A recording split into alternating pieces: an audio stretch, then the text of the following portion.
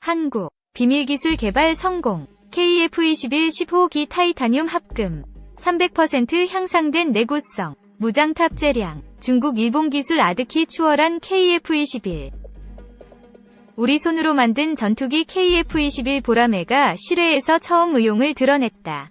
짙은 회색 몸통의 꼬리 날개에는 흰 글씨로 KF-21이 선명하게 새겨져 있었다. 지난해 12월 29일 경남 사천 한국항공우주산업 KAI 위 경납고에 있던 KF-21 시제기 1호기는 토봇에 이끌려 바깥으로 나왔다. 토봇은 토잉 견인 로봇의 준말이다. KF-21 제작 중인 KAI 사천 공장 내부 전경. 태극기 오른쪽으로 꼬리 날개에 독수리 머리 무늬가 그려진 KF-21 시제 3호기가 보인다. 지난해 문재인 대통령이 참석한 KF-21 출고식 때만 해도 시제기 1호는 기본적인 도색만 돼 있었다. 하지만 이날 공개한 KF-21 시제기 1호는 전투기로서 필요한 모든 장치와 전투 도색까지 마친 상태였다. KAI 사천 공장에서는 현재 시제기 6대 가운데 4대 1에서 4호기 단자에 대한 조립을 완료하고 5, 6호기 복좌를 조립 중이었다. 1, 2호기에는 엔진까지 장착했다. 공장 내부에선 조립이 끝난 3, 4호기의 조종석 주위에 기술자 서너 명이 둘러앉아 계기판을 들여다보고 각종 시험을 진행하고 있었다. 특이한 점은 시제기의 무늬와 색깔이 모두 달랐다. 전투기들의 몸통은 짙은 회색과 옅은 회색, 약간씩 다른 얼룩무늬였다. 꼬리 날개도 1호기는 가장 기본인 회색의 흰 글씨뿐이었지만 3호기는 파란 바탕에 붉은색과 흰색의 독수리 머리가 그려져 있었다. 4호기 꼬리 날개는 검은색 바탕에 골드색 화살표 그림이 있었다. KAI 이상석 사업관리실장은 비행시험을 하면서 공중에서 눈에 띄지 않는 의장 효과가 있으면서도 가장 멋있는 무늬와 도색을 고를 계획이라고 말했다. 올해 KF-21에 대한 본격적인 기동 시험을 시작한다. 일단 2월부터 엔진을 가동하는 시험에 들어간다. 엔진이 작동하면서 KF-21의 모든 장치가 제대로 기능을 하는지 점검하는 것이다. 엔진과 각종 계기판 및 장치 등이 정상적으로 작동하면 곧바로 KF-21에 대한 활주로 시험으로 넘어간다. KAI 관계자는 엔진 시험이 정상적으로 완료되면 본부터 전투기가 활주로에서 달리는 주행시험을 할 예정이라고 말했다. 활주로 주행시험은 전투기가 비행은 하지 않지만 활주로를 고속으로 달리는 시험이다. KAI 관계자는 가장 긴장되는 순간이라고 말했다. 6월 말부터는 본격적인 비행시험에 나선다.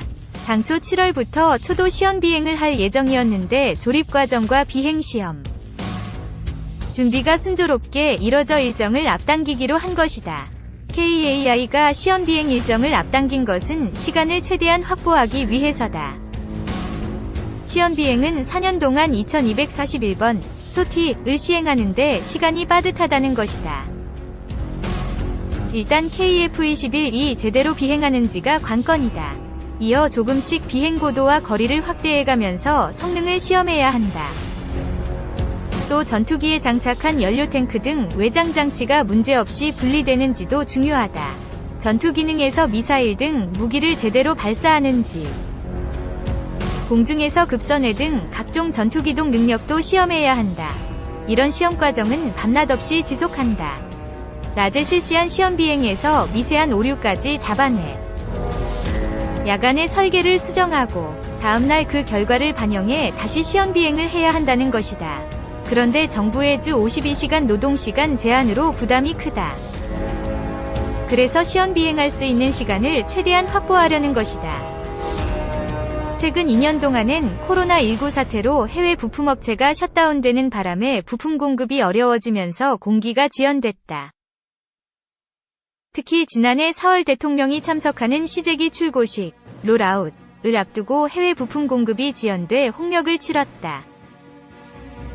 KAI는 해당 해외 업체로 직원을 직접 파견해 생산을 독려하고 사천 공장에선 1일 3교대로 근무하면서 개발 일정을 마쳤다고 한다. 이 실장은 지금은 계획된 개발 일정보다 한 달가량 앞당겼다고 말했다. KAI의 기술 지원을 나온 미 록히드 마틴 기술자들은 처음엔 실현이 어려운 석세스 오리엔티드 프로그램이라며 비관적이다가 지금은 경이적 미라클이라며 탄복했다고 한다. 생산 공장에 인접한 구조시험동에선 KF-21 구조시험기 2대에 대한 내구성 시험의 한창이었다. 22만 개가 넘는 볼트와 너트를 고정하기 위한 구멍만 10만여 개인 KF-21이 비행하면서 지속적으로 가해지는 압력에 얼마나 버티는지를 시험한다.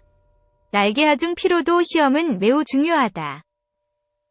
전투기 수명은 30년이지만 수명의 2.5배, 75년까지 견디는지 시험한다. KF-21은 몸통과 양날개에 7.6T 미사일과 폭탄, 연료통 등을 장착하고 고속 기동을 한다. 그런 하중에 맞먹는 압력을 10만 번이나 반복적으로 가해 날개에 손상이 없는지 확인하는 것이다. 바로 옆 시험 장치에는 KF-21에 3232개의 배선을 연결해 전투기의 구조적 기능을 시험하고 있었다. 이원석 구조시험팀장은 3000여 개 채널에서 나오는 수많은 데이터를 매일 분석해 보완한다고 말했다. KF-21은 전 세계에서 가장 최근 개발된 전투기로 앞으로 동북아 최강 전투기의 잠재력을 갖고 있다. 외형은 세계 최강 스텔스 전투기인 F-22와 유사하다. 한국 공군은 스텔스 전투기로는 미 록히드 마틴의 F-35A를 도입한 만큼 KF-21은 조만간 도태될 F-4와 F-5 계열 전투기를 먼저 대체하고 F-16 기종까지 교체할 전망이다. 지난 13일 노후한 KF-52 제공호 전투기 추락 사고와 같은 불행도 훨씬 적게 발생할 것이다. KF-21에는 국내에서 개발한 최첨단 AESA, 능동형 전자주사식 위상 배열, 레이더와 EOTGP, 전자광학 표적 추적 장비, IRST, 적외선 추적 장치, 통합 전자전 시스템 등을 장착한다. 전투기의 눈이라고 할 수 있는 AESA. 레이더는 중국이나 러시아제보다 성능이 우수하다고 한다. 국방과학연구소, 에드가 개발해 하나가 생산했다. 이 AESA 레이더 덕분에 KF-21은 북한 전투기는 물론 중국 및 러시아 전투기보다 먼저 보고 먼저 미사일을 쏠 수 있게 된다. KAI 관계자는 KF-21의 AESA 레이더에는 공개할 수 없는 비밀사항이 많다고 귀띔했다. AESA 레이더는 올해 2월부터 보잉 737에 장착해 서해상에서 시험하고 내년부터는 KF-21로도 AESA 레이더의 성능을 시험한다. KF-21에는 자동자세 회복, 자동지형 추적, 자동지형 충돌 회피, 자동조종 등의 기능도 갖춰져 있다. 자동자세 회복 장치는 조종사가 버티고 상태에서 전투기의 자세에 의심이 들 때 스위치만 누르면 KF-21이 알아서 자세를 정상으로 회복하는 기능이다. 과거 많은 전투기 추락 사고가 하늘과 바다가 구분이 되지 않거나 전투기가 뒤집혀 있는지 알 수 없는 버티고 상태에서 발생했다. 자동조종과 자동지형 추적 및 충돌 회피 장치는 산악에서 저고도로 비행할 때 좌표만 입력하면 KF-21 이산의 고도와 전투기 속도 등을 계산해 충돌을 피하면서 목적지까지 비행할 수 있게 한다. KF-21에는 비행 제어 컴퓨터가 3대나 있어 2대가 고장이 나도 비행에 문제가 없다. 3중 안전장치인 셈이다. 향후 과제는 KF-21의 진화적 발전이다. 국방과학연구소가 개발 중인 스텔스 무인 전투기 가오리와 연동한 유무인 복한 전투체계와 스텔스 기능이다. 안현호 KAI 사장은 KF-21이 스텔스 기능과 유무인 복합 전투 능력까지 갖추면 동북아시아에서 최강 전투기로 거듭날 수 있을 것이라고 내다봤다.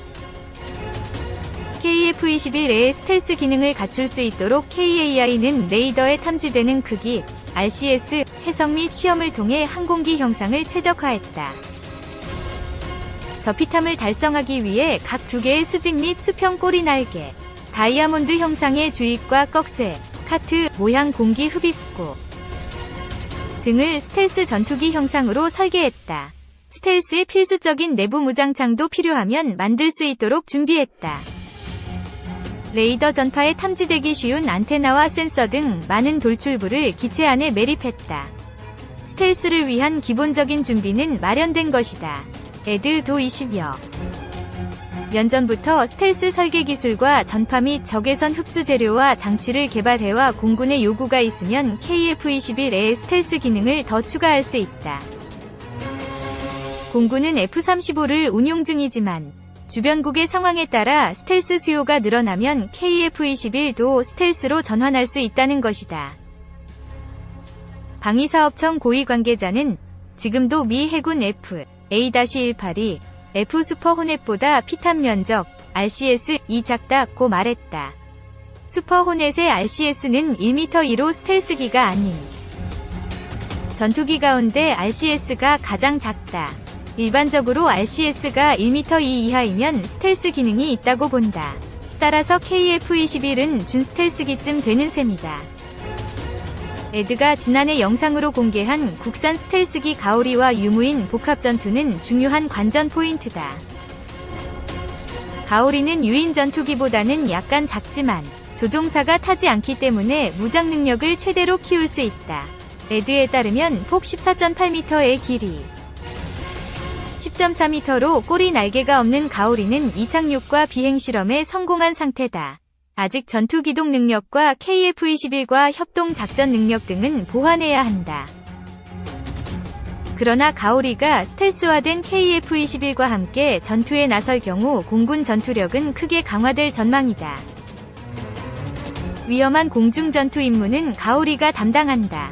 KAI 관계자는 KF-21위 후방석에 앉은 조종사가 가오리를 조종할 수 있을 것이라고 내다봤다. KF-21 6세대 전투기로까지 진화하기엔 아직 해결해야 할 난제가 많다.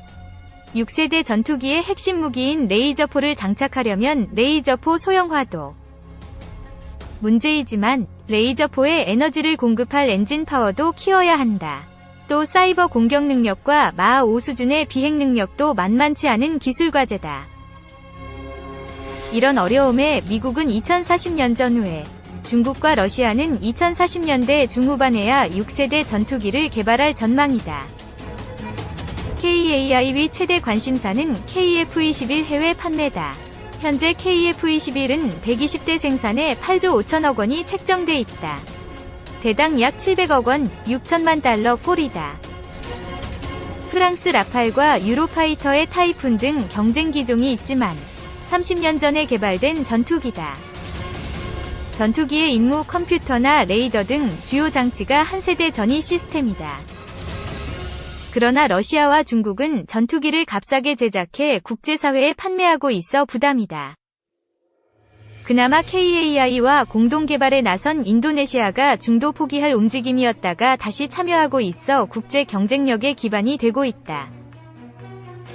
KF-21의 해외 판매력을 높이기 위해서는 이 전투기의 진화적 발전이 담보돼야 한다는 지적도 있다. 그래야 KF-21을 구매하는 나라들이 스텔스 무인 전투기 등과 연계해 희망을 가질 수 있기 때문이다. KAI 스스로도 KF-21 개발에 참여했던 전투기 엔지니어들을 계속 유지 및 활용해야 한다는 부담을 안고 있다. KF-21 개발에는 한국 엔지니어 1,600명이 참여하고 있는데 조만간 기본적인 개발을 완료하면 이들에게 일감이 없어진다는 점이다. 그럴 경우 한국이 처음으로 양성한 전투기 개발 인력은 사장될 수밖에 없게 된다고 한다. 2. 부하로 첫 비행 69년. 시대의 열망을 담아 KF-21 보람에가 뜬다. 6.25 전쟁이 휴전으로 치닫던 1953년 6월. 공군기술학교 정비교육대는 최초의 국산 항공기 개발에 나섰다. 불과 4개월 만에 제작된 국산 항공기를 같은 해 10월 11일 민영락 소령과 이원복 소령이 첫 비행에 성공했다. 다음 해인 1954년 4월 3일 이승만 대통령은 대한민국이 부활을 이룰 것이다 라는 의미를 담아 국산 항공기에 부활, 복활, 이란 이름을 붙였다. 부하로는 연락, 정찰, 심리전 등의 용도로 사용되다 1960년대 이후 돌연 자취를 감췄다.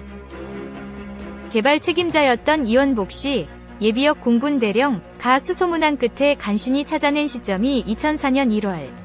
대구 경상공업고등학교에서 뼈대만 남은 원형이 발견됐다. 공군은 바로 복원 작업을 펼쳐 2004년 10월에 복원된 부하로를 국민들에게 선보였다.